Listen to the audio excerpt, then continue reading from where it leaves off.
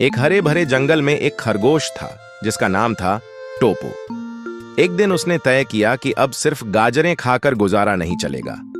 उसने सोचा, क्यों ना एक कैफे खोला जाए जहां सारे जानवर आएं, खाएं, बैठें और गपशप करें।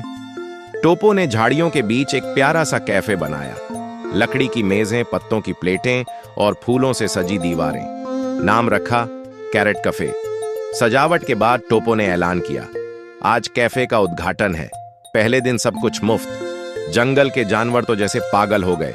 बंदर, हिरन, हाथी, लोमड़ी सब आ पहुंचे। किसी ने गाजर का सूप पिया, किसी ने शहद वाला केक खाया और कुछ तो बस मुफ्त में आकर फोटो खींच कर चले गए। लेकिन शाम तक सारा खाना खत्म और पैसे किसी ने नहीं दिए। टोपो थक गया, परेशान हो गया। उसने कहा, अगर ऐसे ही चला तो मेरा कैफे बंद हो जाएगा।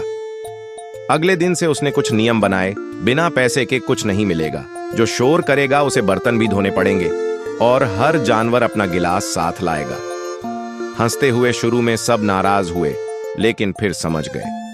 अब कैफे में वही जानवर आते जो कुछ सीख कर जाते। एक दिन बंदर बोला, टोपो, तुमने हमें सिखाया कि मुफ्त की चीज की कोई कद्र नहीं होती।